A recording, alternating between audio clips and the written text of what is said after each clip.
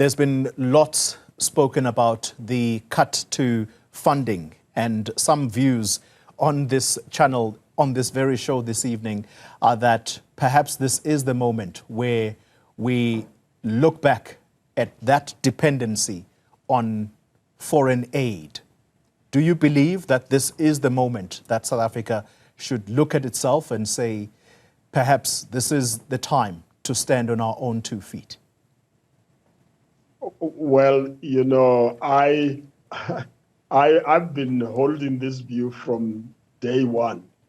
I don't like to be controlled in terms of my thinking based on money or any benefits or help that I get from anybody.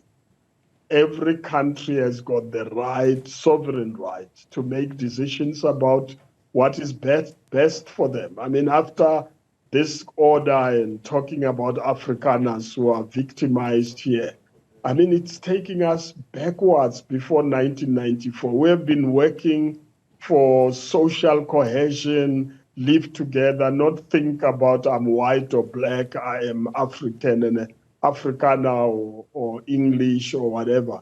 We've been trying to build a society where poverty does not discriminate. You become poor because you are black. It must not do that. We must have an equal society where everybody has got the opportunities to be able to live in this world. Well, and so, Reverend, let me interrupt you there. I'm sorry. Let me interrupt you there because you touch on a matter that yesterday we covered on this station, a group of people that call themselves Afrikaners who were saying, and there was about 2,000 of them at the US Embassy in Pretoria, who are saying, we are ready to leave this country. What would your message be then to those people?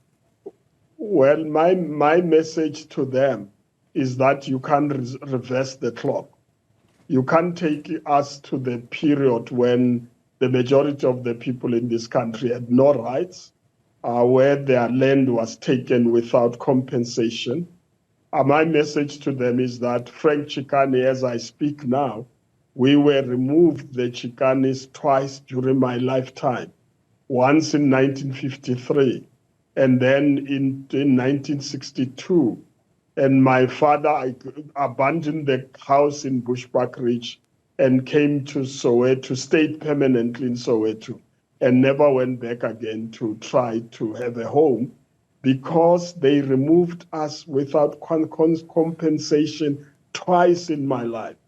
So they must not try to forget what they did to us.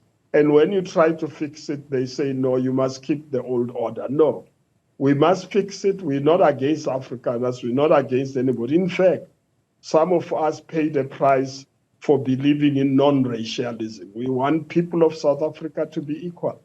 And so my message to them is that they are misguided. I learned something when I worked with President Mbeki about phantom pain. That, you know, if you used to have an arm and you lose it, you feel the pain forever, but you are healed. And so people have not forgotten that they used to treat us like less than human beings, and they want to remain in that particular position. That's why I believe that the majority of the people in South Africa don't agree with them. I think it's a fringe group. In any democracy, there will always be people like that, but they don't represent the Afrikaners in this country at all. They don't represent whites in this country.